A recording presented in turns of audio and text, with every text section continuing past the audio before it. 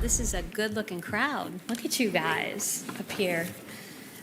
Before we get started, I do have something really important to say, and that is, I was told to be accurate, to be brief, and to be seated.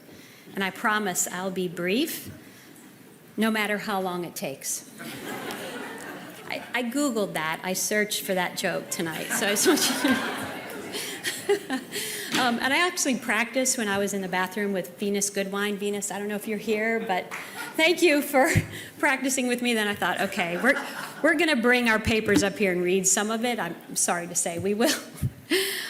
So on behalf of Tedra Burgess, my boss, I'm standing in for her tonight.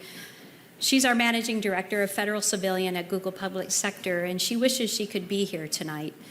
I know that she is here in spirit, and I want to express her deepest thanks for the opportunity to celebrate the great work that ICIT has done over the last 10 years. Let's give it up. Wow.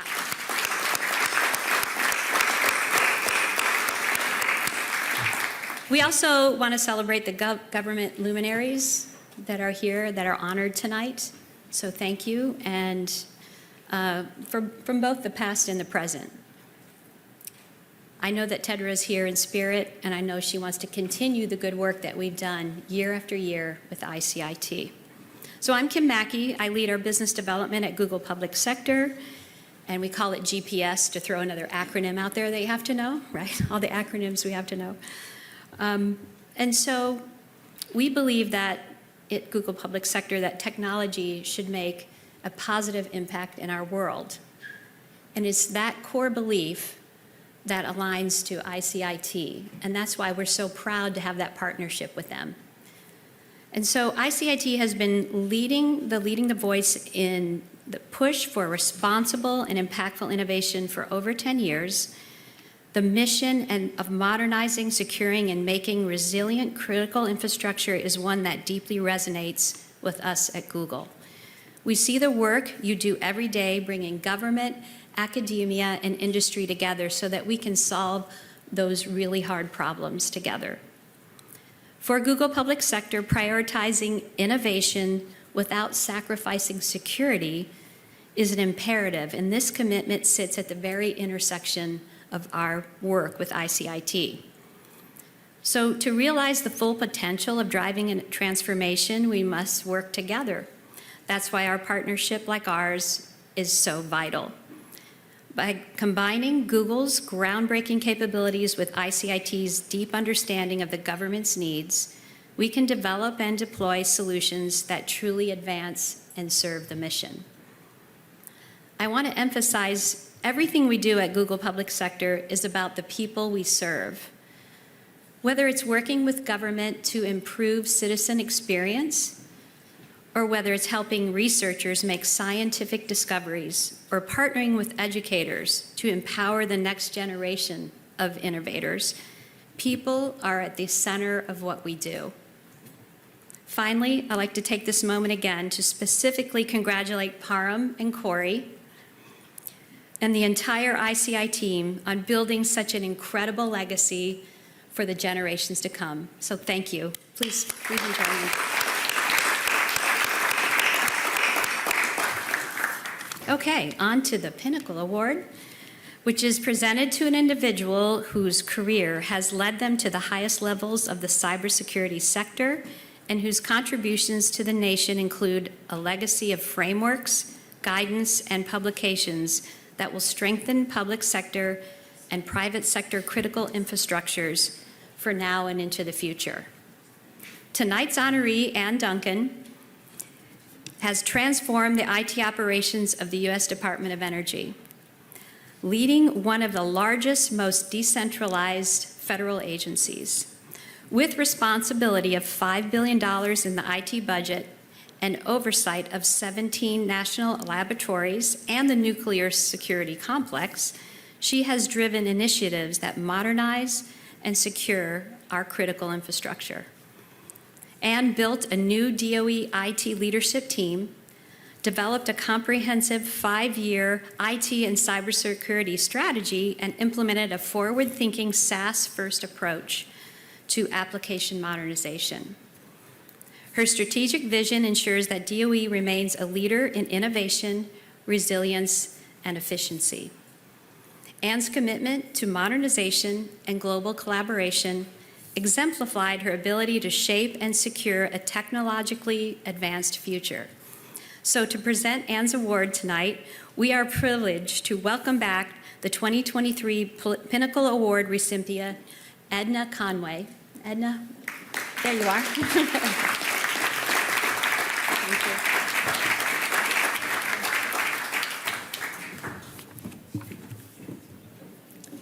Thank you to everybody who's here this evening. Before we begin, I want to again thank ICIT. And we're here celebrating the remarkable award recipients, but most intriguingly, a full decade of ICIT's work. And when you think about what they have done, I'm going to challenge us all to actually work with them for the next 10 years and reach out to our communities to add more to their efforts. And those efforts, for me, are about ensuring the experiment we call the United States of America never dies, that it continues to support freedom, welcoming innovators from all parts of the globe, and joins forces with collaborators day in and day out. So congratulations to ICIT, and please reinforce your commitment and get a few more folks to join us.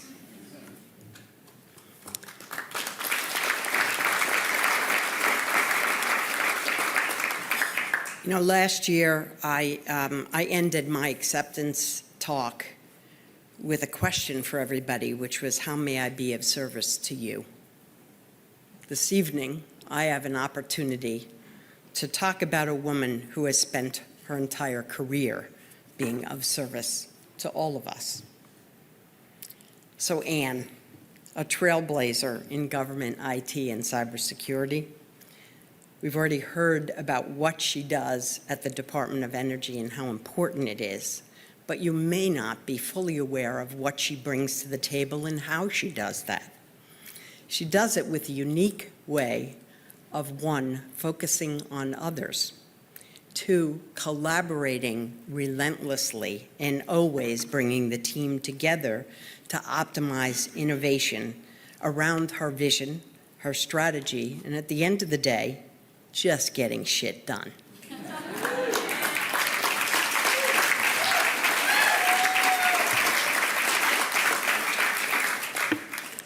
She's a proven leader as well across public and private sector, and not all of us have that privilege of working in both spheres.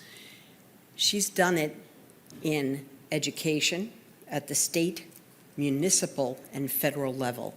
She's also done it in two small companies, Hewlett-Packard and Dell. But most importantly, I think, is she's a recognized innovator, and this is not your only award. They have been numerous. The accolades come from everywhere, and I'd be remiss if I didn't recognize at least one, which is the 2022 Capital CIO Orby Award. And I think that most important for me is the fact that as a collaborator, Ann's recent book on industrial digital transformation was done as a co-author. Even that she collaborated on.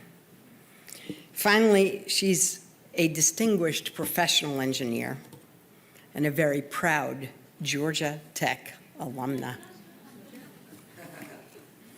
You know, as a girl who loves a factory, I would be remiss if I did not tell you what degrees she has.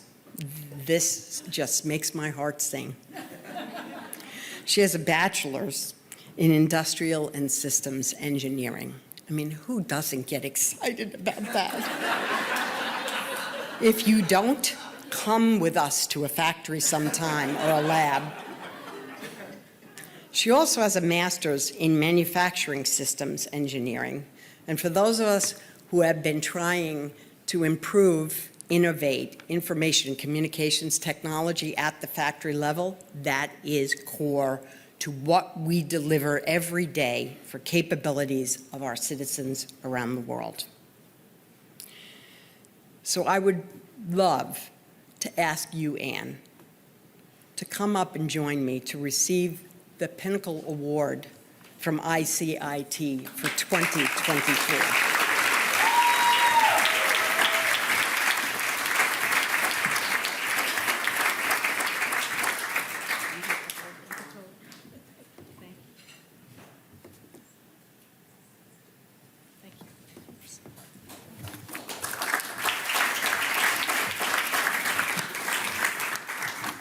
Hidden that light's bright, man. So thank you, Parm, Corey, Kim, and Edna. Apparently we are kindred spirits, and I did not know it. We will have to have a drink and talk about manufacturing.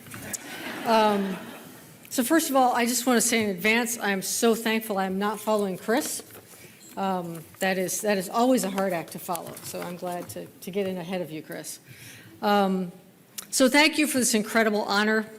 I am particularly honored to receive this award alongside such accomplished colleagues, Chris, David, and Amir. And I'm sure that David and I will be taking post-government employment tips from Chris at the end of the evening. I also want to congratulate ICIT on 10 years of service to the national security and critical infrastructure communities.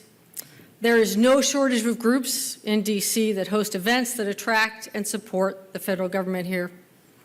There are also more think tanks in D.C. than you can shake a stick at, as we say in the South. However, few of those organizations are both serious think tanks that look to build community between the private and public sector and advance public policy issues, and those that hold events and give awards. Even fewer are focused on national security and critical infrastructure. So at DOE, we live at the nexus of national security and critical infrastructure, and consequently, ICIT is a key partner for us. So as Edna might have alluded to, I joke about being paid in awards instead of cash.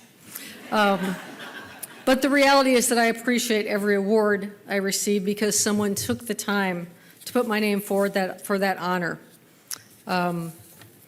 But that said, some awards are more meaningful than others, and this is one of those. If for no other reason that I find myself honored alongside three of the most accomplished cybersecurity leaders in DC. And there's a game we're all familiar with. One of these things is not like the other. And if you look at the roles the four of us have held, you will see one of us is not like the other. Chris, David, and Amir have spent their entire careers in cybersecurity and national security. And I am a relative newcomer to both cybersecurity and national security. In fact, if you told me at the start of my career that someday I'd be responsible for security of nuclear weapons, I would not have believed you.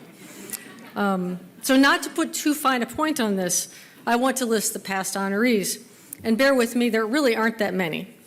So Venus Goodwin, Edna Conway, Rob Silvers, Harry Krescha, Jan Easterly, Kimball Walton, Candace Frost, Ron Ross, Suzette Kent, Michael Rogers, Essie Miller, Karen Evans, Tom Donlin, Rob Joyce, Bill Avanta, Keith Alexander, Jim Langevin, and Tony Scott.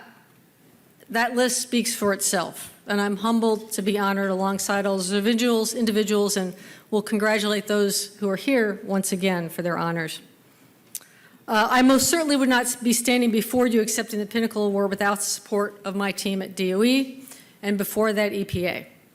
They consistently make me look good and look like I know what I'm doing. I learned to lead at HP, where the management philosophy, the HP way, could be boiled down to hire great people, treat them well, and get the heck out of their way. And that's what I've tried to do every place I've worked, and I've been rewarded for that with great results and many awards that really belong to my team. And by the way, I'd be remiss if I didn't mention that three of them are here tonight. So wave, folks, the three of you. I can see three people waving. Come on. Come on. So there we go. Paul, you too, Paul. Put your hand up. You can do it.